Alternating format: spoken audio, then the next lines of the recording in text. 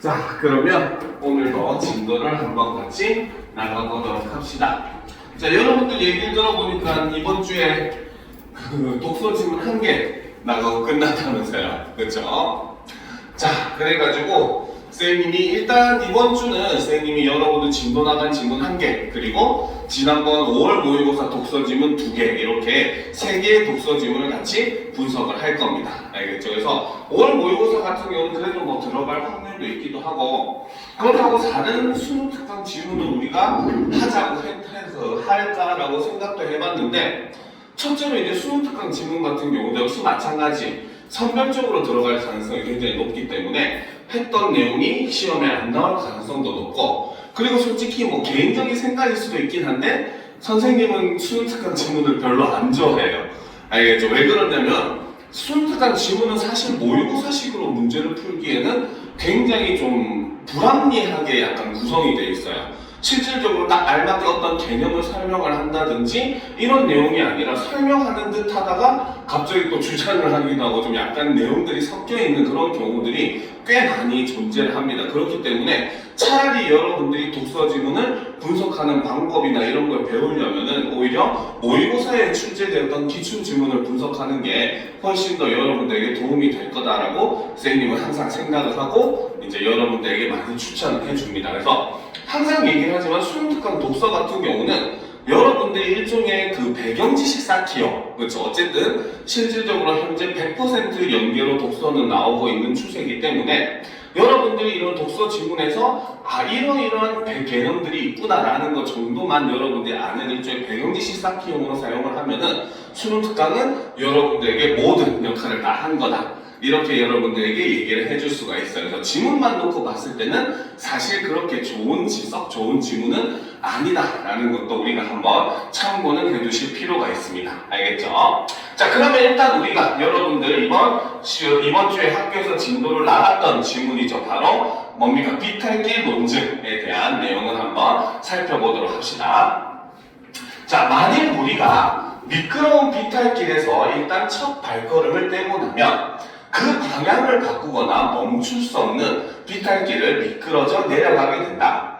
그러면 그 결과는 끔찍한 해가 될 것이므로 첫 발걸음을 떼는데 신중해야 한다라는 거죠. 그렇죠? 실제로 얼마 전에 어떤 학생이, 그렇죠, 제동장신이 있긴 하지만 픽시자전거 잘못하다가 내리막길에서 잘못 미끄러져서 사망한 사건이 있었죠. 며칠 전에. 자, 여기서 이제 나오는 개념이 바로 이 미끄러운 비탈길 논증이라는 거죠. 자, 미끄러운 비탈길 논증이라고 하는 것은 바로 무엇이다? 이렇게 사소한 것을 허용했는데 연쇄적인 과정을 거쳐서 몹시 나쁜 결과에 이른다는 것을 보여주기 위해서 쓰이는 것이 미끄러운 비탈길 논증이라는 거죠. 자, 계속 보답시다. 아주 사소한 것 정도는 허용할 수도 있다고 생각할 수 있다. 그러나 그것을 허용하다 보면 더욱 심각한 것을 허용하게 되고 연쇄적인 과정을 거쳐 결국에는 도저히 받아들이기 힘든 몹시 나쁜 결과를 낳게 된다. 따라서 애초에 아주 사소한 것도 허용해서는 안 된다는 의도로 미끄러운 비탈길 논증이 쓰인다. 그래서 이 미끄러운 비탈길 논증은 바로 무엇이다? 애초에 아주 사소한 것도 허용해서는 안 된다는 의도를 드러내기 위해서 사용하는 것이 미끄러운 비탈길 논증이다 라는 거죠.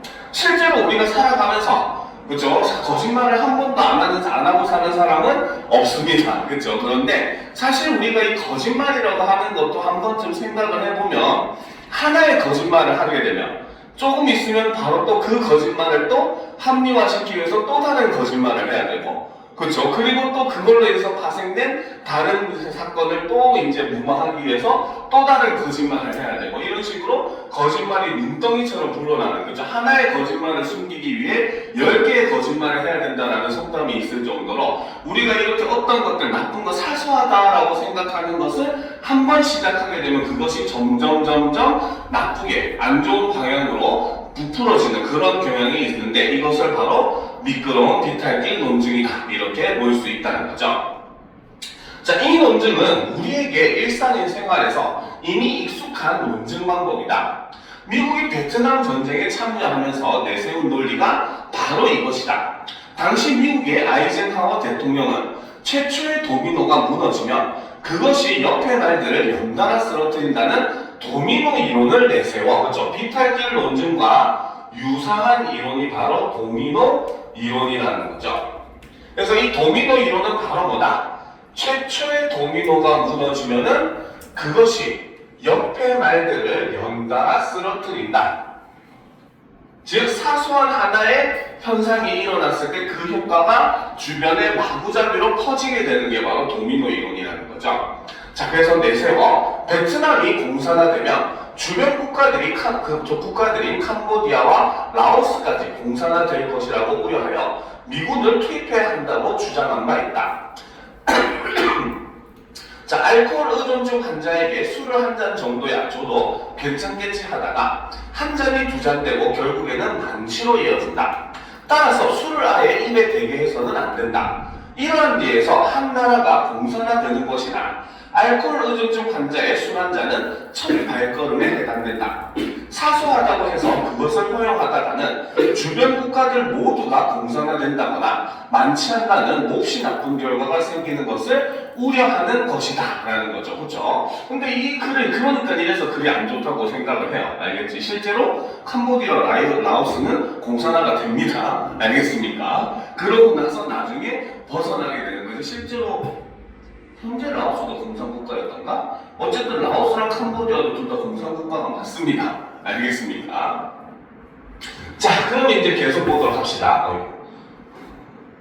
자, 미끄러운 비탈기 논증은 특히 생명의료윤리와 관련된 논쟁에서 새로운 변화나 도입을 반대하는 보수주의적 입장을 대변하는 논증으로 사용된다. 자, 그래서 이 비탈기 논증은 특히 어디에? 생명의료윤리와 관련된 논쟁에서 새로운 변화나 도입을 반대하는 보수주의적 입장을 대변하는 논증으로 사용이 된다는 거죠. 자, 안락사는 치료나 생명유지가 더는 무의미하다고 판단되는 중증의 환자를 편안하게 죽음에 이르게 하는 것이다. 안락사를 반대하는 쪽도 그런 안락사 자체는 문제가 안 된다는 것을 인정할 수 있다. 그러나 그런 안락사를 허용하기 시작하면 치료가 가능한데도 안락사를 시행하거나 심지어 히틀러 시대처럼 장애인이나 정치범을 안락사시킬 수 있기에 애초에 허락해서는 안 된다고 주장한다. 이처럼 미끄러운 비탈기 논증은 숙고 중인 어떤 행위가 가져올 수 있는 위험한 결과를 경고하는 수준을 넘어서 그 첫 발걸음을 아예 떼서는 안 된다는 강한 주장으로 사용이 된다라는 거죠. 자, 그러나 미끄러운 비탈기 논증은 과연 정당한 논증일까? 자, 여기서 지금 이 글을 전개하는 사람은 바로 뭐다? 스스로가 먼저 질문을 하고 그리고 뒤에 내용을 읽어보면 알겠지만 그에 대해서 스스로 답변을 하는, 그쵸, 일종의 문답의 방식으로 이 글을 진행합니다. 알겠죠? 자, 우리가 어떤 첫 발걸음을 허용한다고 해서 필연적으로 비탈길에서 미끄러지게 될까? 미끄러운 비탈길 논증이 설득력 있게 보이는 것은 연속되는 선에서 의미 있는 구분점이 존재하지 않아 보이기 때문에 생긴다라는 거죠. 그래서 미끄러운 비탈길 논증이 설득력 있게 보이는 이유는 바로 무엇이다? 바로 연속되는 선에서 의미 있는 구분점이 존재하지 않아 보이기 때문에 그냥 이것이 자연스럽게 그렇게 될 것처럼 생각되기 때문에 이것이 뭡니까? 옳은 논증처럼 보인다는 거죠. 그 말은 이미 글 쓰는 사람은 반대 입장이라는 겁니다. 그죠? 자, 그런데 논리 안에서 이른바 대머리 논증은 오류로 취급받는 점에 주목할 필요가 있다. 머리카락이 수북한 사람은 대머리가 아니다. 거기서 한 올이 빠진다고 해서 대머리는 아니다.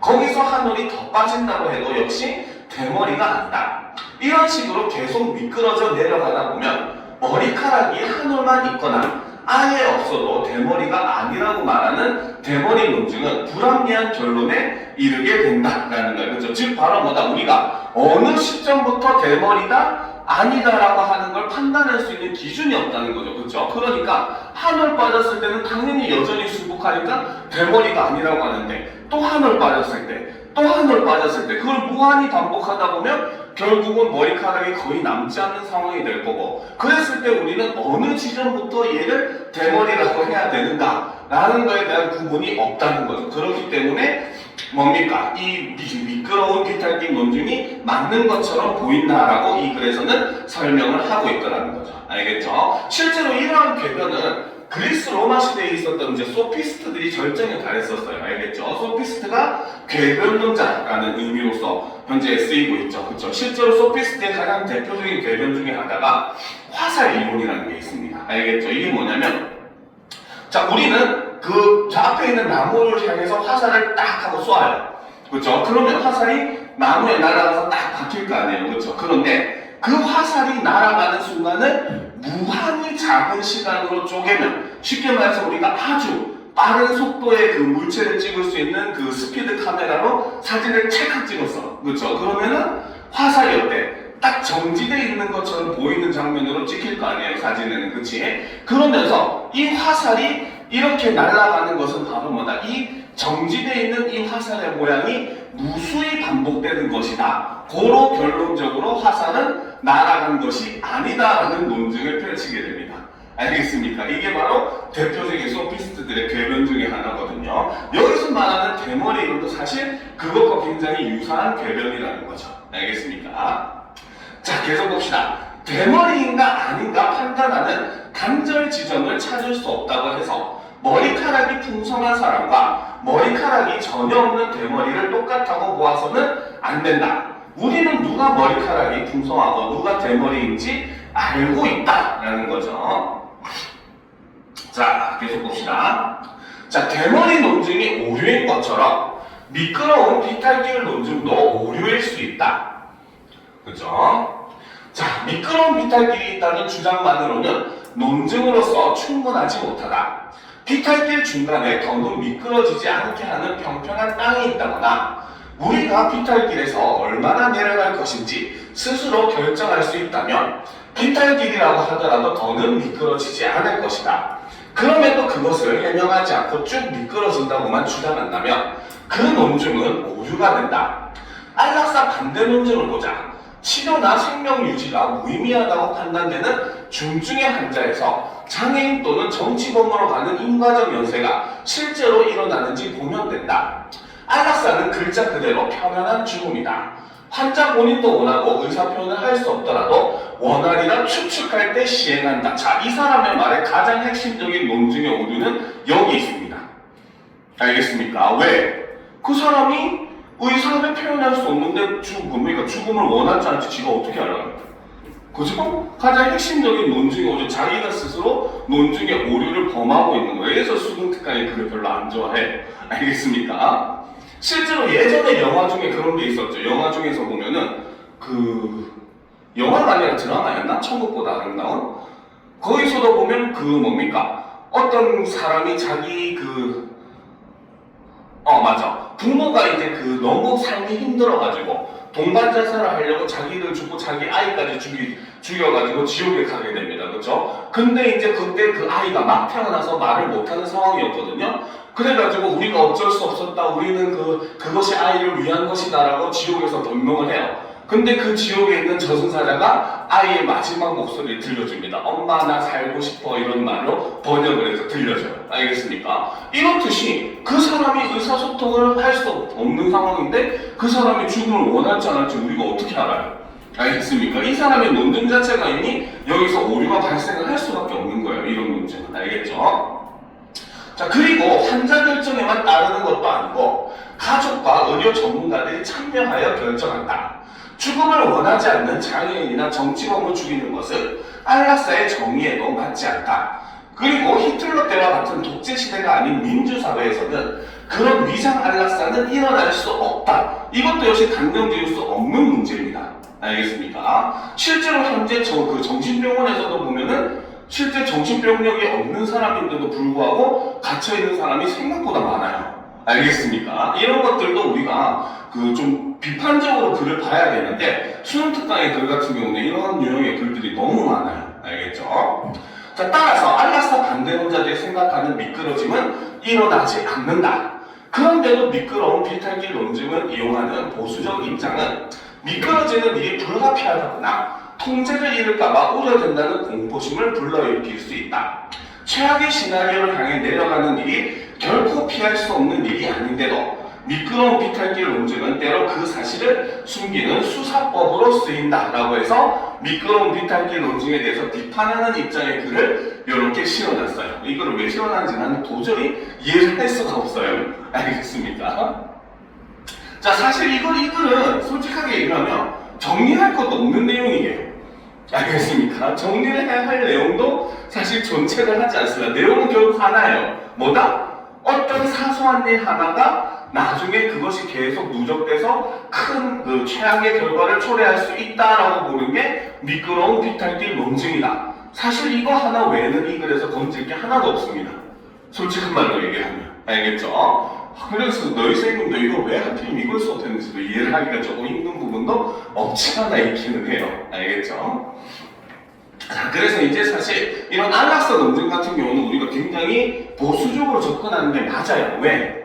사람의 생명이 담긴 일인데, 그죠? 우리는 실제로 우리 법에서도 실제 이런 구절이 있어요. 예전에 모의고사에서 나왔는데 10명의 범인을 놓치더라도 한 명의 억울한 사람을 만들지 않겠다라고 하는 게 법의 기본 원칙입니다. 알겠죠? 그렇기 때문에 오히려 일부러 그래서 더욱더 수사의 방법이나 증명하는 걸 더 까다롭게 만들고 일부러 그렇게 여러 가지 안정장치를 2중, 3중으로 만드는 이유도 억울하게 이제 죄를 뒤집어 쓰는 사람이 없도록 하기 위해서 만드는 거거든요. 알겠죠? 근데 이런 사람의 생명이 달린 일을 우리가 단순히 장밋빛 미래만 생각해서 허용을 해야 된다?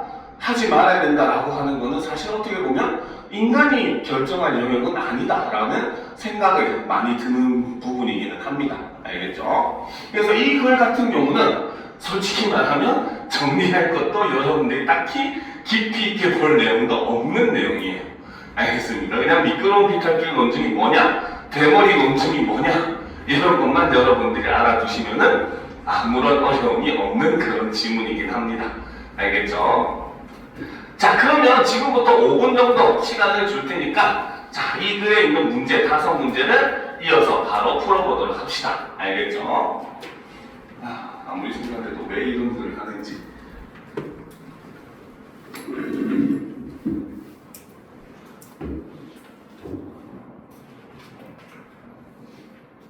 자, 5분 뒤에 바로 풀이를 하도록 합시다.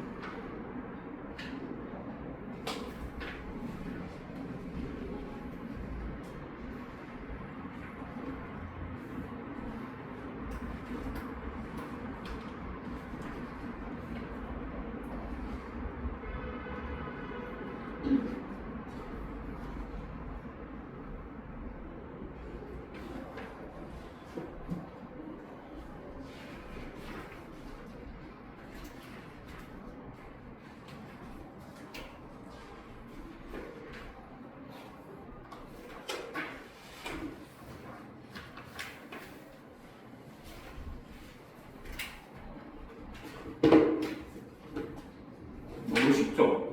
그렇지? 다 풀었습니까? 자, 그러면 시간이 조금 남긴 했지만 그래도 다 풀었는데 그렇죠? 굳이 시간을 보낼 이유는 없겠죠? 자, 같이 풀이를 한번 해보도록 합시다. 자, 봅시다. 소리. 자, 처음부터 봅시다. 자, 1번. 미끄러운 비탈길 논증에 대한 설명으로 가장 적절한 것은 이라는 거죠. 자, 아까도 얘기했지만 바로 이 미끄러운 비탈길 논증이라고 하는 것은 자, 기본적으로 바로 뭐다? 사소한 최초의 일 하나가 어떻게 걷잡을 수 없이 굉장히 매우 나쁜 결과를 초래한다 라고 보는 것이 미끄러운 비탈길 논증의 핵심이었어요. 그렇죠? 자, 그렇기 때문에 이 미끄러운 비탈길 논증을 주장하는 가장 핵심적인 이유는 바로 뭐다? 바로 최초의 사소한 일 하나도 허용을 해서는 안 된다라고 보는 게 미끄러운 비탈길 논증의 가장 핵심적인 내용이었다는 거죠. 그렇죠? 그래야지 어떻게 이러한 결과가 나오는 것을 예방할 수 있다라고 보는 게 핵심적인 내용이었어요. 그렇죠? 자, 그럼 1번부터 봅시다. 행위의 결과를 명확히 예측할 수 있을 때에만 허용해야 한다. 아니죠. 아예 최초의 이거는 허용해서는 안 된다라고 얘기를 했었죠. 그렇죠? 자, 그 다음 2번. 나쁜 결과로 이어질 수 있는 행위는 처음부터 허용해서는 안 된다. 그렇죠? 그렇기 때문에 요 2번 최초의 일조차 애초에 허용하지 말아야 한다라고 보는 논증의 관점이 미끄러운 비탈길 논증이다 라고 이야기를 했었습니다. 자, 3번 결과가 불확실함으로 판단을 보류해야 한다. 보류하는 게 아니죠. 그렇죠? 아예 바로 뭐다? 하지 않도록 판단해야 된다라고 보는 게 맞다는 것이고, 자, 사소한 문제는 언제든 통제 가능하므로 허용해도 문제가 되지 않는다. 이거는 완벽히 틀린 내용이라고 볼 수가 있겠죠. 그죠? 자, 5번. 모든 사회 변화는 나쁜 결과로 이어질 수 있으므로, 자, 여기서는 모든 사회 변화라고 하는 게 틀렸다고 볼 수 있다는 거죠. 그죠? 자, 모든 변화를 다 허용하지 말자는 논증이 아닙니다. 다만 뭐다? 조금이라도 나쁘게 변할 수 있는 가능성이 있다면, 그죠? 그 가능성을 애초부터 철저하게 배제하기 위해서 사소한 첫걸음도 우리가 허용해서는 안 된다라고 보는 게 이 미끄러운 비탈길 논증의 핵심적인 내용이었다는 거죠. 그래서 정답은 2번이 된다는 겁니다. 알겠죠? 자, 2번을 봅시다. 자, 기억에 대한 반응으로 적절하지 않은 것은 이라고 되어 있어요. 자, 기억의 내용을 잠시 보게 되면, 자, 기억은 바로 뭐다? 미끄러운 비탈길 논증은 과연 정당한 논증일까? 라고 하는 질문이었죠. 자, 그러면 보도록 합시다. 첫 번째. 자, 미끄러지는 연속 속에서 단절 지점을 찾을 수 없다면 오류이다. 맞을까요? 틀릴까요? 얘가 틀렸습니다. 정답은 1번이에요. 알겠습니까? 자, 1번이 틀린 이유는 우리가 그림으로 설명을 해줄 수가 있어요. 자, 여기 이렇게 미끄러운 비탈길이 있다고 우리가 한번 가정을 해봅시다. 알겠습니까? 자, 미끄러운 비탈길 논증에 따르면 어때요? 여기서 최초의 하나의 돌이 굴렀을 때 이것이 끊임없이 굴러가지고 결과적으로 최초의 마지막에 나쁜 지점에 도착하게 된다. 나쁜 결과를 일으키게 될 것이다. 라고 보는 게 미끄러운 비탈길 논증이잖아요. 그렇죠? 그러면 자, 만약에 이 길의 중간에 이렇게 단절 지점이 있어요. 그렇죠? 그러면은 여기 있는 이 최초의 공이라고 하는 게 이 끝에 닿을 수가 있습니까? 없습니까? 닿을 수가 없잖아요. 그죠? 중간에 길이 끊어져 있어버리면. 그죠? 그러면 오히려 뭐다? 미끄러진 연속선에서 단절 지점을 찾을 수 없다면 오히려 이것은 참인 논증이 돼버리는 겁니다. 중간에 이걸 완충할 수 있는 어떤 효과가 있는 그런 장치들, 정책이 될 수도 있고, 그죠? 물리적인 힘이 될 수도 있고, 그죠? 여러 가지가 있을 수 있지만, 어쨌든 중간에서 단절시킬 수 있는 게 있을 경우에 오히려 미끄러운 비탈길 논증은 오류가 된다는 거죠. 무슨 말인지 알겠습니까? 그렇기 때문에 여기서는 1번이 틀렸다라고 볼 수가 있다는 거예요. 알겠죠? 자, 그래서 이거는 미끄러지는 연속선에서 단절 지점을 찾을 수 없다면 참이다라고 고치거나, 혹은 미끄러지는 연속선에서 단절 지점을 찾을 수 있다면 오류이다. 이 둘 중에 하나로 바꾸면은 맞는 말이 되는 거예요. 그래서 다른 말로는 미끄러지는 연속선에서 단절 지점을 찾을 수 있다면 오류이다. 이렇게 보는 게 맞다는 거죠. 알겠습니까? 자, 2번도 한번 살펴봅시다. 왜 미끄러지는지를 충분히 설명하지 않으면 오류가 될 수 있다. 그쵸? 이것이 끝까지 닿을 수 있느냐 없느냐라는 것에서 중요한 것은 바로 뭐다? 얘가 끝까지 닿는다는 것에 대한 근거가 필요하다는 거죠. 그쵸? 그러니까 바로 뭐다? 왜 미끄러지는지, 왜 그것이 이렇게 끝에 결과에 닿는지를 충분히 설명하지 않으면 당연히 오류가 될 수밖에 없다는 거죠. 그쵸? 자, 3번. 우려하는 사건의 인과적 연쇄가 실제로 발생하는지, 그렇죠? 실제로 발생한다면 참이 되는 것이고, 발생하지 않는다면 오류가 된다는 거죠. 알겠죠? 자, 4번. 중간에 멈추거나 통제할 수 있다면, 이게 바로 뭐다? 멈추거나 통제할 수 있는 게 바로 다른 말로는 단절 지점이라고 우리가 볼 수가 있다는 거죠. 그쵸? 자, 그러니까 우리가 이런 게 가능하다면 비탈길은 위험한 것이 아니다 라고 볼 수 있다는 거죠. 자, 5번. 연쇄 과정을 스스로 통제할 수 있다면 몹시 나쁜 결과까지 가지 않는다. 그쵸? 이것이 바로 그 비탈길 논증에 오류가 있을 수 있는 이유다 라고 아까 그래서 제시가 되었던 내용이죠. 그래서 정답은 1번이 틀렸다라고 볼 수가 있다는 겁니다. 알겠죠? 자, 그러면 보도록 합시다. 자, 니은과 디귿에 대한 설명으로 가장 적절한 것은, 그렇죠? 여기서 이제 니은이 바로 뭐였습니까? 바로 미끄러운 비탈길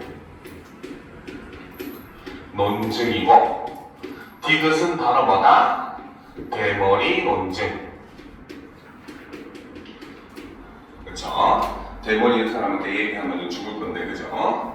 자, 그러면 이 두 개의 논증의 내용을 한번 살펴봅시다. 알겠습니까? 자, 이 미끄러운 비탈길 논증은, 자, 미끄러운 비탈길 논증은 핵심은 아까는 바로 뭐였다? 바로 최초의 사소한 일이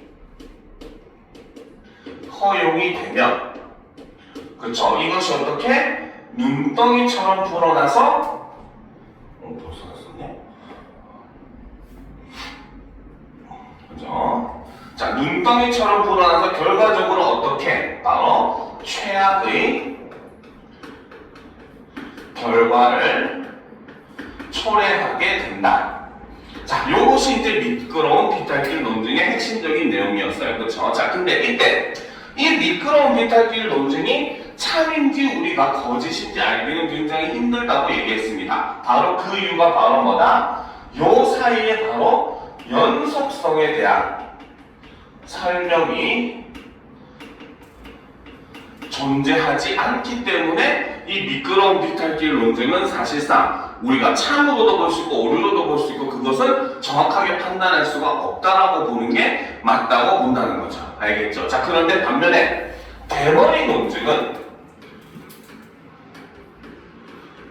논증은 자, 무성한 머리에서 그렇죠? 점차 그라데이션으로 이렇게 대머리까지 가게 됩니다.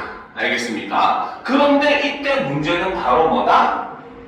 문제는 어느 지점부터 대머리로 인정할 것인가?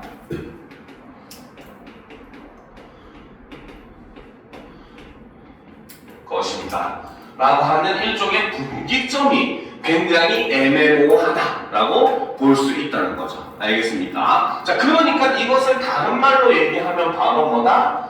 연속성을 설명하지 못한다는 점에서 두 그 이론은 공통적이라고 볼 수 있어요. 그래서 두 이론의 공통점은 바로 뭐다? 둘 다 어떻게 연속이 되고 있는 건지, 어떻게 이것이 이어지고 있는 건지 이거를 설명할 수 없다라고 하는 게 공통점이라고 볼 수 있어요. 그런데 차이점은 바로 뭐다? 얘는 결과와 관련된 문제입니다. 알겠습니까? 그런데 반대로 대머리 논증은 바로 구분 기준에 대한 문제예요. 알겠습니까? 이런 점은 두 이론이 차이가 있다라고 볼 수가 있다는 거죠. 그래서 이 논증의 핵심적인 부분은 어느 지점, 요것에 대한 것이 문제지만 미끄러운 비탈길 논증은 바로 뭐다? 이 최초의 일이 이 결과를 이룬다라고 하는 것을 장담할 수 있는 것인가 없는 것인가 라고 하는 게 핵심적인 문제점이라고 볼 수 있다는 거죠. 그렇죠? 자, 그러면 니은과 디귿에 대한 설명은 가장 적절한 것은 이라고 해봅시다. 봅시다. 자, 니은은 공포심을 조장하는데 살짝 애매하긴 해요. 그렇죠? 그런데 뭐 맞을 수도 있긴 하고 어쨌든 얘는 우리가 확실하게 판단하기 힘드니까 세모로 해놓읍시다. 그렇죠? 그런데 니은은 확실성을 보여요? 아니죠. 대머리 논증은 확실성과 관계가 없습니다. 알겠죠? 바로 무엇과 구분 지점의 일종의 모호성을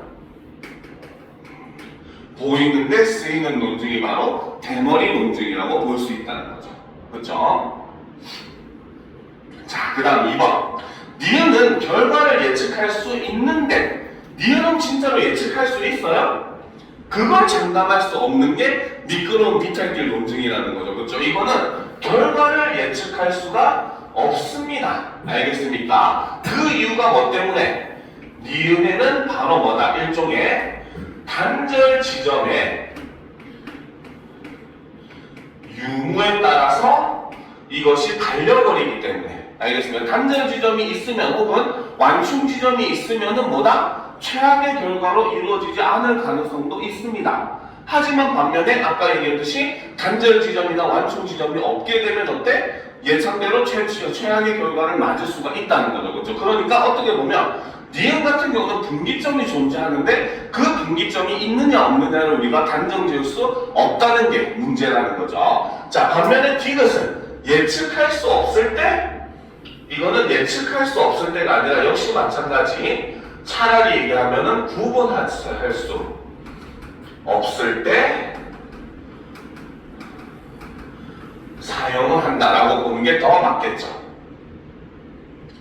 자, 3번. 니은과 디귿 모두 의미 있는 구분점이 없다는 점에서 일어난다. 그렇죠? 바로 이 연속성이 어떻게 설명할 것인가 이것이 애매하기 때문에 생겨나는 문제가 바로 미끄러운 비탈길 논증과 대머리 논증이라고 했어요. 그래서 정답은 3번이 된다는 겁니다. 알겠죠? 근데 이 의미 있는 구분점은 의미는 달라요. 얘는 니은에서는 바로 뭐다? 단절 지점을 의미하고 디귿에서는 구분 지점을 의미합니다. 그런데 어쨌든 이것은 두 개 다 바로 뭐다? 의미 있는 구분점이 되는 건 맞다는 거죠. 알겠습니까? 자, 그렇기 때문에 이 경우는 정답이 3번이 된다는 것이죠. 자, 4번. 디귿이 오류인 것처럼 니은도 언제나 오류이다? 디귿은 오류라는 거 확실해요. 그렇죠? 디귿이 오류인 거는 확실합니다. 그렇죠? 그런데 니은도 언제나 오류이다라고 하는 거는 틀렸다고 봐야 돼요. 왜? 아까도 얘기했지만 실제로 일어날 수도 있는 일입니다. 가능성이 있다는 것은 뭐다? 그런 결과가 나타날 수 있다는 뜻이죠. 그렇죠? 그렇기 때문에 언제나 오류일 수는 없겠죠. 그렇죠? 자, 5번. 디귿과 달리 니은은 연속선상의 구분 문제를 다룬다. 이거는 뭐라고 고쳐야 된다?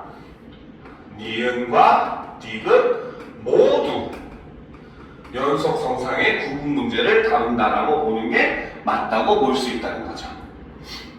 알겠습니까? 그리고 꼭 구분 문제라고만 보게 된다면 차라리 바꾸는 게 더 답이 될 수도 있어요. 니은보다는 디귿이라고 해야지, 그렇죠? 니은과 달리 디귿은이라고 하는 게 더 답이 맞을 수도 있습니다. 알겠습니까? 자, 그래서 어쨌든 이 3번의 답은 3번이 된다는 거. 자, 그럼 이제 4번을 보도록 합시다. 자, 리을의 관점에서, 그렇죠? 보기의 논증을 비판한다고 할 때 그 내용으로 가장 적절한 것은 이라고 되어 있어요. 자, 리을이 뭡니까? 바로 비탈길 논증도 오류일 수 있다라는 관점이라는 거죠. 자, 그러면 보도록 합시다. 자, 초기 14일 내의 배아에 대한 실험은 허용해서는 안 된다. 만약 그것이 허용된다면 연구자들은 그 이후에 발전 단계에 있는 모든 배아를 대상으로 실험을 하게 될 것이고, 즉 초기 14일 내의 배아에서, 그렇죠, 바로 발전 단계에 있는 모든 배아로 대상이 갑자기 확대가 되고 있죠. 그렇죠? 자, 그리고 이제 더 나아가서 어떻게 갓 태어난 아이도 실험 대상으로 삼을 것이다. 이는 매우 위험하고 바람직하지 못한 결과이다라는 거죠. 자, 이 논증에서 우리가 미끄러운 비탈길 논증으로 따지면은 바로 뭐다? 이 논증은 자, 초기 14일 때 배아 실험을 허용을 하면 이것이 바로 최초의 사소한 일이 된다는 거죠. 그렇죠? 그러면 어떤 결과가? 그러면 이후 발전 단계의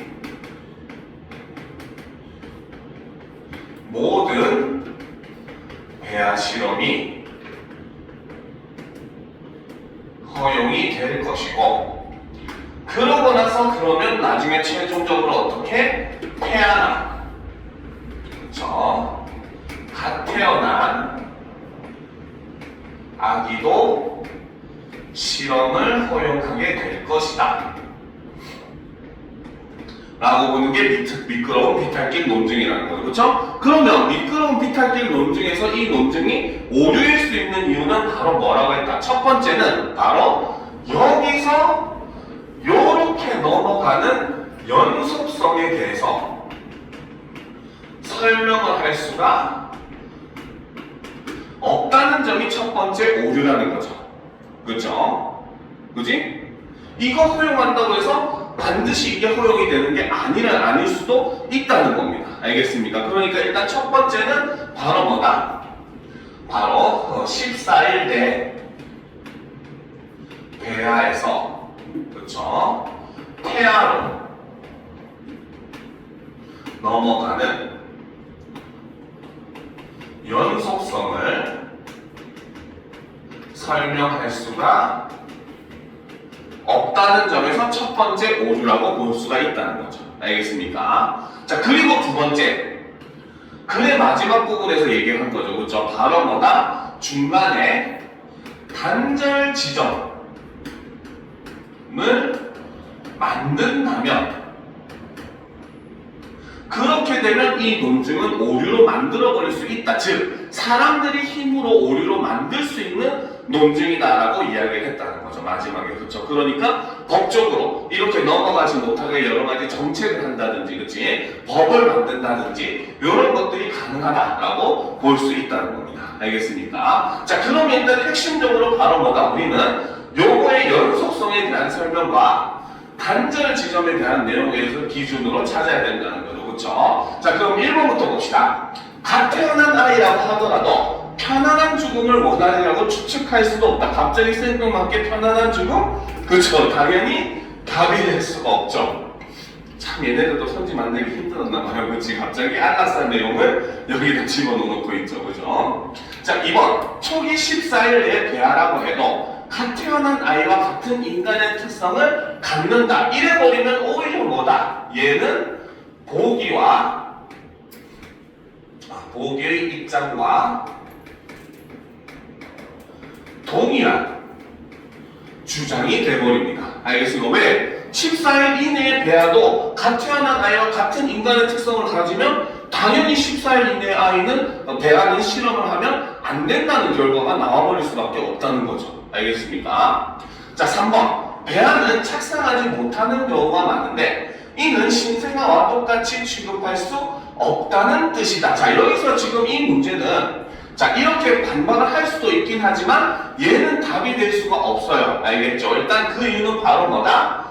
배아는 착상하지 못하는 경우가 많은데 이는 신생아와 똑같이 취급할 수 없다라고 했잖아. 그치? 자, 이게 첫 번째 잘못된 거.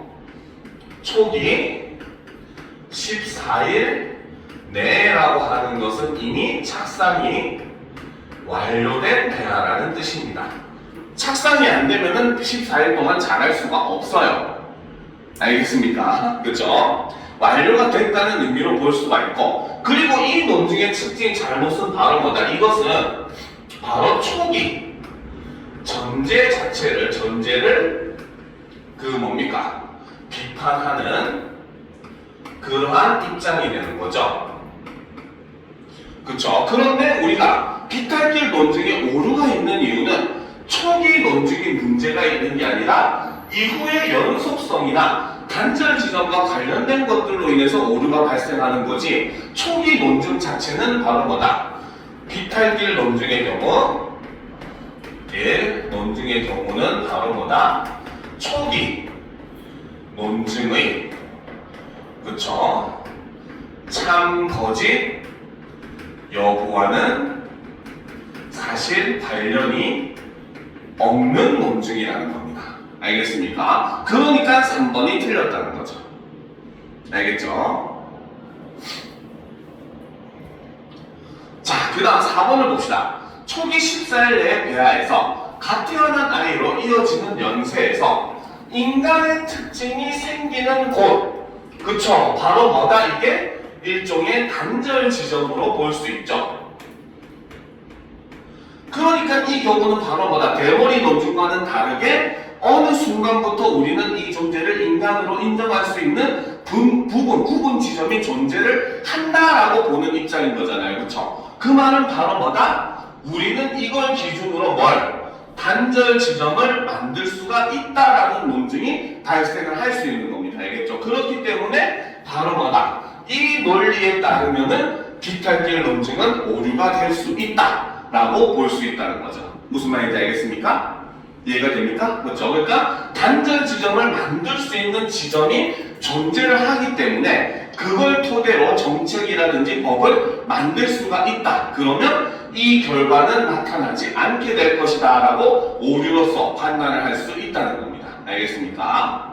자, 5번. 3개월 된 태아는 초기 14일 내의 배아보다는 인간에 가깝지만 갓 태어난 아이보다는 인간에 가깝지 않다. 이거는 전혀 상관이 없는 논증이죠. 그렇죠? 그렇기 때문에 정답은 4번이 되는 겁니다. 알겠습니까?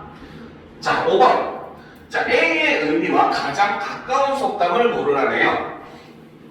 그렇죠? 자, A를 한번 살펴보게 되면, 그렇죠? 자, A는 뭡니까? 바로 여기 있네. 사소한 것을 허용했는데 연쇄적인 과정을 거쳐서 몹시 나쁜 결과에 이른다. 이거를 나타내는 속담 몇 번입니까? 이거 모르면 안 돼요. 정말로 혼나게 되죠. 그렇죠? 정답은 1번이죠. 바늘 도둑이 소도둑 된다. 그렇죠? 처음에 조그만 거 훔치던 버릇이 나중에는 큰 걸 훔치는 버릇으로, 큰 도둑으로 바뀌게 된다는 뜻입니다. 알겠죠? 자, 굴러온 돌이 박힌 돌 뺀다라고 하는 것은 바로 뭐다? 새로 유입된, 그렇죠? 존재가 기존 존재의 위치를 몰아내버린다, 쫓아내버린다, 대체가 된다. 이런 의미로 볼 수 있죠. 그 다음 고래 싸움에 쇠우동 터진다는 바로 뭐다? 큰 존재들이 싸우면 오히려 어때? 주변의 작은 존재들이 오히려 피해를 입는다라는 거죠. 그래서 큰 존재들의 싸움으로 인해 주변의 작은 존재들이 피해를 입는 것. 내가 잘못한 것도 아닌데 힘이 없어서 피해를 입는다는 거죠. 말 한마디에 천냥빚도 갚는다. 그렇죠? 말을 잘하면은 뭡니까? 좋은 일이 생긴다. 이런 의미로 볼 수 있고, 미꾸라지 한 마리가 온 웅덩이를 흐린다라고 하는 것은 잘못된 한 사람이 모든 문화나 그 사회 조직을 다 망칠 수가 있다라고 보는 게 바로 이제 5번의 답이 되죠. 그래서 1번하고 5번이 좀 헷갈린다면 그래도 이해는 되지만 어쨌든 정답은 1번이 더 확실한 겁니다. 알겠습니까? 자, 그럼 일단 여기까지 하고 잠시 10분 동안 쉬는 시간을 가졌다가, 알겠죠? 그 다음에 우리 5월 모의고사 지문 2개를 분석을 하도록 합시다. 알겠죠? 자, 그래서 지금부터 40분까지 쉬었다가 이어서 하도록 합시다. 알겠죠? 자, 화장실도 갔다 오고 잠시 쉬었다가 하도록 합시다.